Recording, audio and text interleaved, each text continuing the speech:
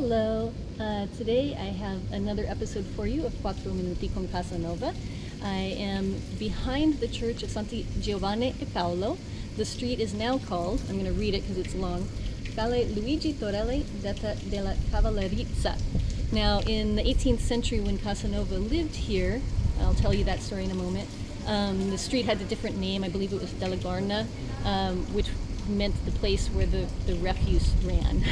But that doesn't sound very nice, does it?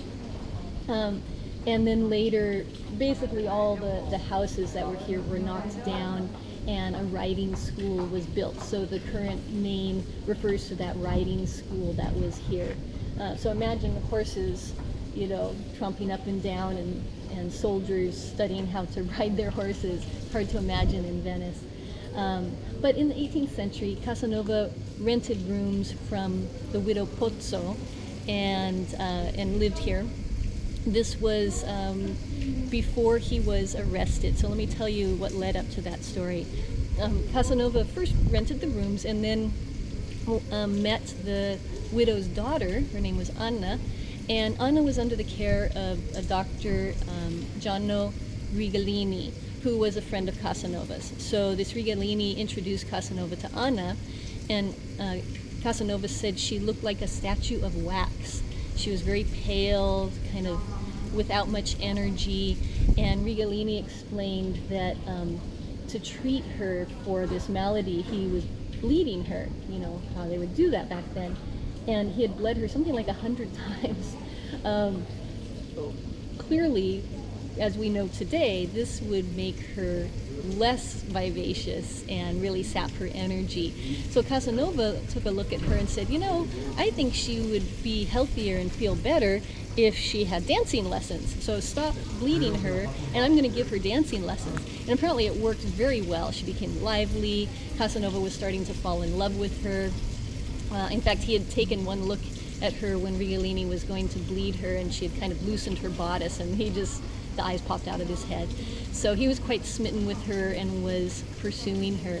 Well, at the same time, Casanova was being spied on by Minuti, who was hired by the State Inquisition, because, as I've noted elsewhere, Minuti was trying to gather evidence from noblemen, from patricians that Casanova was consorting with, and as a commoner he wasn't supposed to.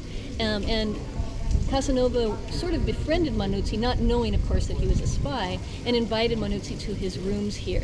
And there Minuti was able to see which books Casanova had, which helped to create the case that Casanova was, you know, a heathen, an atheist, because of the books, some sort of pornographic, some were French philosophers, things like that. I know, very scary stuff. Anyways, that was enough for Minuti to bring arrest charges, and the police came to the rooms here to arrest Casanova.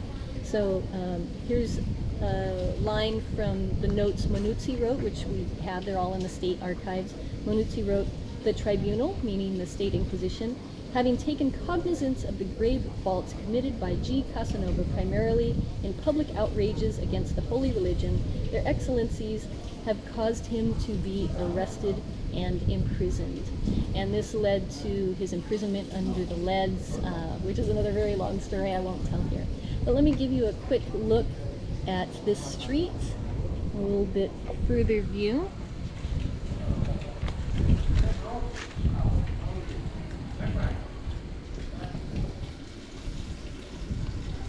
You can see the church, quite tall, and the way the street goes towards the back, and try to imagine the horses and the soldiers practicing marching around with their horses here. All right, thank you for watching this episode.